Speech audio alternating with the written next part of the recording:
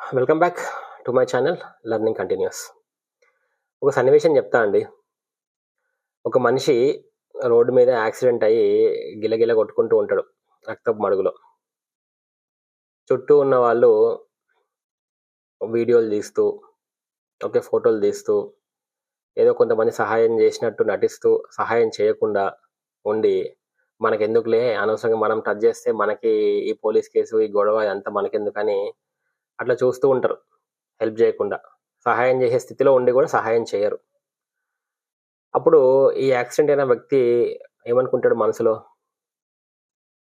తర్వాత ఈ యాక్సిడెంట్ అయిన వ్యక్తి యొక్క సంబంధికులు, వాళ్ళ ఫ్యామిలీ మెంబర్స్ కూడా ఏమనుకుంటారు మనుషులు? అరే ఏంద్రా వీళ్ళు, సొసైటీ ఇట్లా ఉంది, ఒక మనిషి యాక్సిడెంట్ అయ్యి గిలగిల కొట్టుకుంటుంటే కూడా ఎవరు సహాయం చేయట్లేదు, ఇట్లా ఇంత దరిద్రంగా ఉంది పరిస్థితి సమాజం అని అనుకుంటారా లేదా? ఇది రియలిస్టిక్ సిచ్యువేషనే కదా. మనం చాలా మూవీస్లో చూసాము, బయట కూడా చూస్తూ ఉంటాము, మనకు కూడా చాలా సందర్భాల్లో జరుగుతూ ఉంటుంది. మనం కూడా ఎప్పుడైనా యాక్సిడెంట్ అయినప్పుడు కూడా ఆపం, బండి వెళ్ళిపోతాం.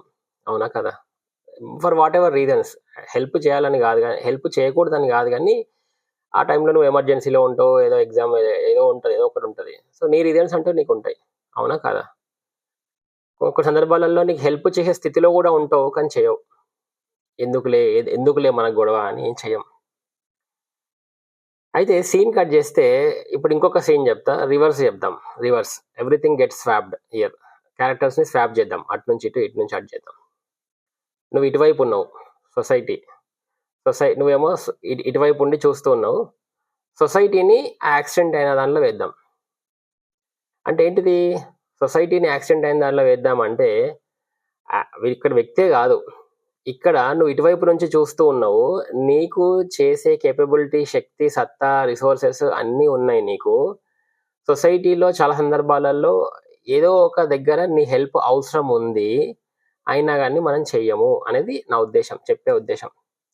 ఎందుకు చెయ్యము అని అంటే మనకెందుకులే అనేది మన వాదన. నాకెందుకు అనవసరమైన హెడ్ఏక్.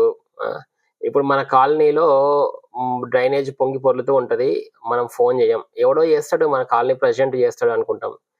లేకపోతే ఇప్పుడు హైదరాబాద్లో వెరీ ఫేమస్ కేబుల్ వైర్లు ఊగుతూ ఉంటాయి కిందకి, లేకపోతే కేబుల్ వైర్లు కట్ చేసేసి రోడ్డు మీద పడేస్తారు, అవి మన బండ్లకి తట్టుకుంటాయి, పడతాము.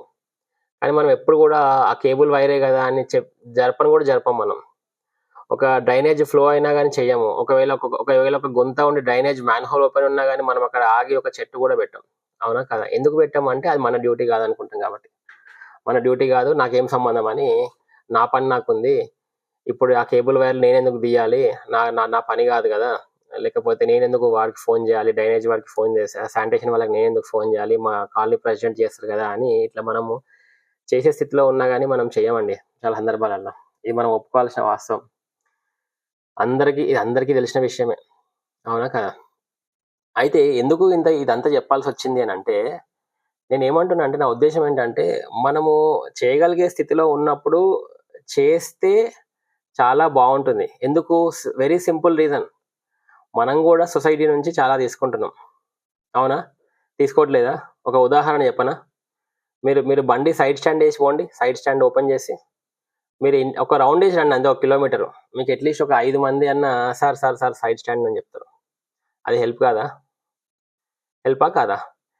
సో దాన్ని నువ్వు హెల్ప్ కాదు అనుకుంటే ఇంకా మనం వీఆర్ సిక్ అనమాట, we're not the right persons. So society అనేది కూడా నీకు హెల్ప్ చేస్తుంది, ఒక విధంగా, ఏదో విధంగా హెల్ప్ చేస్తుంది. మేబీ నీకు డబ్బులు ఇవ్వకపోవచ్చు, నీకు ఇంకా ఇవ్వకపోవచ్చు, కానీ మనకు కూడా అది తోచినంత సహాయం చేస్తుంది. మరి మనము రిసీవర్ ఎండ్లో ఉన్నప్పుడు, మనం తీసుకున్నప్పుడు మరి మనం కూడా చేయాలి కదా, అంతో ఇంత చేయాలి కదా అనేది నా వాదన. అయితే ఇదంతా ఈ ఎగ్జాంపుల్ ఎందుకు చెప్పాల్సి వచ్చింది అంటే, నిన్న ఒక యూట్యూబ్ నా వీడియోలో ఒకరెవరో కామెంట్ చేశారు, 35 years ఏజ్ వాళ్ళు వచ్చి వాళ్ళ పిల్లల్ని వదిలేసి వచ్చి వీళ్ళు టైం వేస్ట్ చేసుకుంటున్నారు, వీళ్ళే టైం వేస్ట్ చేసుకుంటారంటే పాపం వాళ్ళ పిల్లలు కూడా ఇంకా వీళ్ళని నమ్ముకొని వాళ్ళు ఒక పిచ్చోళ్ళలాగా కూర్చున్నారు అని ఒక కామెంట్ చూశారు. నాకు ఆ కామెంట్ మీద మాట్లాడాలనిపించిందండి. 35 years వాళ్ళు ఎవరైతే వస్తున్నారో, 35 to 40 years వచ్చిన వాళ్ళకి టైం పాస్ కాక రావట్లేదు. ఫర్ ఎగ్జాంపుల్ నేనే ఉన్నాను, ఎవరి గురించి ఎందుకు మాట్లాడుకోవడం, నా గురించే చెప్తా. నేను 40 years, నేను ఎందుకు వచ్చాను?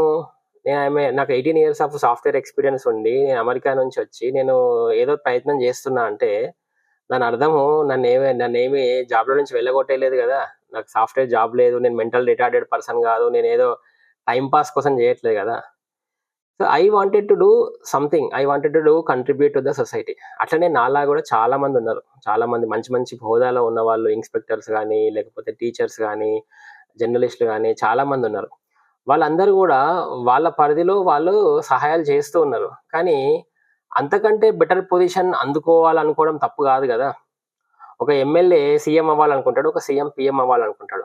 సో, అది ఉన్నత హోదాకి వెళ్ళడం అనేది అత్యాశ గాదు. అది ఆశనే గదా! That is a human psychology. Definitely మనము ఒక డిగ్నిఫైడ్ లైఫ్‌కి వెళ్ళాలి. మనకంటూ ఒక గౌరవప్రదం ఇంకా గౌరవం వస్తే ఎవరైనా వద్దంటారా? రైట్ టు లైఫ్ గదా! ఆర్టికల్ 21 ఉంది గదా! Dignity of article 21 right to dignified life. తప్పేముంది? డెఫినెట్‌గా తప్పు గాదు. అట్లనే ఇప్పుడు నాలాంటి వాడు ఇంత ఇన్ని ఇయర్స్ ఆఫ్ ఎక్స్‌పీరియన్స్ వచ్చిన తర్వాత, ఒక 18 ఇయర్స్ ఆఫ్ ఐటీ ఎక్స్‌పీరియన్స్ వచ్చిన తర్వాత, నాకెప్పటినుంచో యూపీఎస్‌సి ఉంది. నాకు 2006లో నేను when I was coming out of the college, I wanted to go into UPSC. But because of my family constraints I couldn't. Maybe నాకేమనిపించిందంటే UPSC requires some time. So, అందుకోసము నేను financial constraints వల్ల నాకు third ఇయర్‌లోనే engineering third ఇయర్‌లోనే job వచ్చింది కాబట్టి I took up the job and then I went into job and then scene cut చేస్తే 18 ఇయర్స్ తర్వాత చూస్తే నాకు ఇంటర్నేషనల్ ఎక్స్పోజర్ వచ్చింది. 18 ఇయర్స్‌లో అన్ని రకాల రోల్స్ నేను ప్లే చేశాను. కంట్రీస్ చూశాను. తర్వాతనేమో పెళ్లయింది, పిల్లలున్నారు, ఇల్లు కట్టుకున్నాను, అంతా అయిపోయింది. ఇప్పుడు నాకు ఒకటే క్వెషను. ఇంకా, ఇంకా నేను సాటిస్ఫైడ్‌గా ఉన్నా. సాటిస్ఫాక్షన్ అనేది మనసులో ఉండాలి గదా! ఇంకా ఎంత సంపాదించాలా? ఇప్పుడు నేను ఒక ఇల్లు కట్టుకున్నోడిని 3 ఇల్లు కట్టుకుంటే నాకు కిరీటం పెడతారా? అది కాదు కదా సాటిస్ఫాక్షను. నాకు సాటిస్ఫాక్షన్ ఏముంటుందంటే, okay. Now you are in a very good position. నీకు సహాయ నీకు సా చేతనైనంత సహాయం సొసైటీకి చెయ్యి. ఇప్పుడు నేను చేస్తున్నా. 2006 నుంచి ఇప్పటి వరకు ఏ సర్వీస్ యాక్టివిటీ వచ్చినా గానీ I will go Saturday, Sunday. చిన్నదా, పెద్దదా అని చూడను. అన్ని యాక్టివిటీస్‌కి వెళ్తా. కానీ సారీ. కానీ ఇట్లాంటి సర్వీస్ మోటివ్ ఉన్న పీపుల్ చాలా మందికి పవర్ ఇచ్చి చూడండి. ఇంకా బాగా చేస్తారు కదా! They will do better right? They will definitely do better. అంతేగాని 35 ఇయర్స్ వాళ్ళు వస్తున్నారు, గ్రూప్ 1లోకి వస్తున్నారు, వీళ్ళు చదువుతున్నారంటే ఈ గ్రూప్ 1లో డబ్బుంది. ఈడేదో ఔట్‌స్కర్ట్స్ గచ్చిబౌలిలో విల్లా కొనుక్కుంటాడు. ఆనికి 2 ప్లాట్‌లొస్తాయి, 3 ప్లాట్‌లొస్తాయి కాదండి. అట్లా అవ్వాలంటే నేను అమెరికాలోనే ఉండేవాడిని కదా! ఇండియాకెందుకొస్తా? నాకు అమెరికాలో ఇప్పుడు ఈ లెక్క ప్రకారం చేస్తే నాకు నెలకు 10,00,000 జీతం వస్తది. ఇండియా చూస్తే 5,00,000 జీతం వస్తది. గ్రూప్ 1లో అయితే అంత రాదు కదా! కానీ అందరూ డబ్బు వెనకాల పడతారు అనే ఉద్దేశము కరెక్ట్ కాదు. అట్లేం లేదు. నేను ఇంతకుముందు ఒక వీడియోలో కూడా చెప్పా. మహాత్మా గాంధీ డబ్బు వెనకాల పడుంటే ఆయన అక్కడే ఉండేవాడు కదా! Why would he come back to India? మళ్ళీ మీరు అడగొచ్చు, నువ్వు మహాత్మా గాంధీ అనుకుంటున్నావా అంటే, మహాత్మా గాంధీ నేను కాదు. కానీ మహాత్మా గాంధీ అవ్వాలనుకోవడం తప్పులేదు కదా! You always wants to become better. So, మంచి మంచి పీపుల్ మంచి మంచి హోదాలు వదులుకొని చాలా కంట్రిబ్యూట్ చేశారు. మనము వాళ్ళని చూసి ఇన్‌స్పైర్ అవ్వచ్చు. ఇన్‌స్పైర్ అయ్యి మనం తీసుకోవచ్చు. ఇప్పుడు ఏదైతే ఈ జర్నీ చేస్తున్నామో, నాలాంటి వాళ్ళు ఎవరైతే జర్నీ చేస్తున్నారో, ఇదేమి పెద్ద త్యాగం కాదండి. ఇదేమి గ్రేట్ త్యాగం కాదు. మనము సఫర్ అవుతున్నాం ఆఫ్‌కోర్స్ 3 ఇయర్స్ నుంచి గ్రూప్ 1లో కూర్చున్నాం. But this is not a great sacrifice that I think. బార్డర్‌లో సైనికులు ఇంతకంటే ఎక్కువ సాక్రిఫైస్ చేస్తున్నారు. వాళ్ళ ఫ్యామిలీ మెంబర్స్ ఇంకా సాక్రిఫైస్ చేస్తున్నారు. వాళ్ళు ఎందుకు చేయాలని చెప్పండి నాకొకసారి? వాడు బార్డర్‌లో ఉన్న అదే కష్టం ఏదో ఇక్కడ ఊర్లో కూలి పని చేసుకున్నా అంతకన్నా ఎక్కువ డబ్బులొస్తాయి. ఎందుకు చేయాలి? మరి వాళ్ళకి ఏం మోటివ్ ఉంది? They have their own motive right? మనం అంతకంటే గొప్పోళ్ళమా? నేనైతే అనుకోను అంతకంటే గొప్పోళ్ళమని. మరి వాళ్ళే గొప్పోళ్ళంటే మరి వాళ్ళ ఫ్యామిలీ మెంబర్స్ ఎంత ఎంత ఎంత గొప్పోళ్ళు? ఇంకా గొప్పోళ్ళు గదా! సో, నాకెప్పుడైనా నేను ఇఫ్ ఐ ఫీల్ డిప్రెస్డ్ నేను ఒకటే ఆలోచిస్తా. అరే! మనం చేసేది నథింగ్ రా బాబు. మనకంటే చాలా అద్భుతమైన పీపుల్ అద్భుతంగా సొసైటీకి సేవ చేస్తున్నారు. మనం ఇప్పుడు ఐపీఎస్ ఆఫీసర్‌లని తీసుకుంటాము. వీళ్ళని ఐఏఎస్ ఆఫీసర్‌లని తీసుకుంటాం. మనకు వాళ్ళ హోదానే కనిపిస్తది. కానీ వాళ్ళు they miss their family. They do lot of sacrifices. వాళ్ళు చాలా సాక్రిఫైస్ చేస్తారు. వాళ్ళతో మాట్లాడితే తెలుస్తది. వాళ్ళు ఎంత సాక్రిఫైస్ చేస్తున్నారో. అవునా? కాదా? సో, వాళ్ళకి వాళ్ళ ప్రెషర్స్ వాళ్ళకున్నప్పటికిని వాళ్ళకొక కైండ్ ఆఫ్ సాటిస్ఫాక్షన్ ఏదో ఉంది. సో, అట్లాంటి సాటిస్ఫాక్షనే people who wants to come into the group 1 after the age of 35. Most of the people who are trying to aim 35 నుంచి 40 వాళ్ళు సెటిల్డ్ పీపులే అండి. సో, టెన్షన్ పడకండి. సెటిల్డ్ పీపులే. వాళ్ళు ఏదో కొంతమంది ఉండుండొచ్చు అన్ఫార్చునేట్లీ, పాపం ఇంకా సెటిల్ కాని వాళ్ళు ఉండుండొచ్చు. But most of them are settled people. They want to do something, they want to aim something bigger. వాళ్ళకి ఏదో చేయాలని ఉంది. డబ్బు వెనకాల పడతారు అనుకుంటే మాత్రం అది అది మైండ్లో నుంచి తీసేయండి. వాళ్ళకి they want to initiate from their side. ఎప్పుడు కూడా హీరో పక్కింట్లోకి వెళ్ళి రావాలనుకోవద్దు. నీకు సమయం ఉంటే నువ్వు హీరోగా, నిన్నెవడు ఆపిండు? అంతేగాని హీరో ఎప్పుడు పక్కింట్లోకి వెళ్ళి రావాలా, మనం మాత్రము కడుపులో చల్లగదలకుండా కూర్చుంటాము, పక్కింట్లోకి వెళ్ళి రావాలా, నేనేం చేయను అనుకుంటే ప్రకృతి కూడా అట్లనే ట్రీట్ చేస్తుంది.